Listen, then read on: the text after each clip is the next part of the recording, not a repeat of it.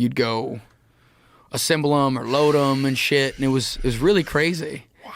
Yeah, and then, like I said, one day I just like ended up like it was overnight. One day I just like went to fucking Jacksonville, Florida, and was playing my guitar on Twitter, and it like blew up. And then my chief was like, "Hey man, this is crazy. You gotta fucking.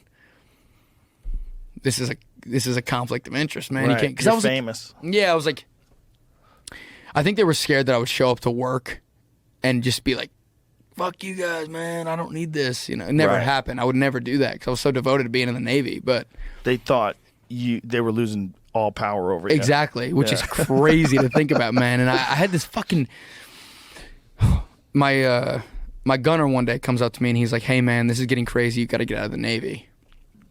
I'm like, "Okay, whatever. Do I have to?" And he's like, "Yeah." And I was like, "I'd rather not." And he's like, "Okay, too bad." And then he was like, "Okay, you'll be out of the Navy next week."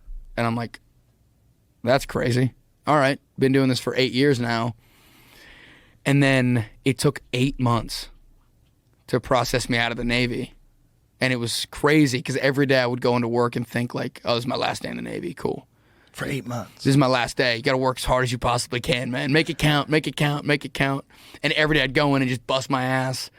And then, dude, like 6 months in, I'm like, I'm in the fucking Navy forever, man. Sounds good. Jesus Christ. Why is that? Is that just standard for paperwork? It's never happened. It's never had, like, I think, don't quote me, but like Elvis Presley was the last guy who got like honorably discharged out to make music. And I'm not like being arrogant in that either. I think that's true. And it just never happens like that. There's been a lot of stuff with like NFL players who are like at the academy, the Naval Academy, who like are really good at football and getting drafted to the NFL. They have to like get transferred out and stuff like that. But it's never happened like some Joe shit the ragman AO like me. And that's when I knew it. That when my gunner called me that day and he's like, "Pack your bags," I was like, holy this is that serious. I called my dad. I thought he was going to be disappointed because he was a Master Chief and stuff. And I was supposed to be a Master Chief. My dad had like a bottle of whiskey when I was a kid that said Master Chief Bryan on it for me when I made Master Chief. So I thought when I called my dad, he'd be disappointed. But he was like, "Hey, Mike, come home. Do it." And I thought it would flop. I thought it'd be nothing in a year. But you were already successful online. Yeah, exactly. So, but I never like played a show or anything. And then we went, like, I got Do you remember your first one? Oh, yeah. What was it? It was the pageant in St. Louis, Missouri. How many people?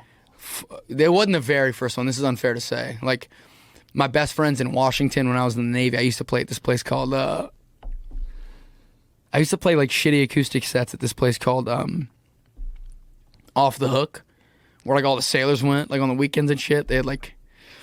And my best friends, Austin and Kramer, they used to come to the bar and watch me. These two fucking dudes just looking at me play. And every time I'd finish a song, they'd clap for me, man, because they're real friends, you know? And that was like the very first show I ever played. But the pageant in St. Louis,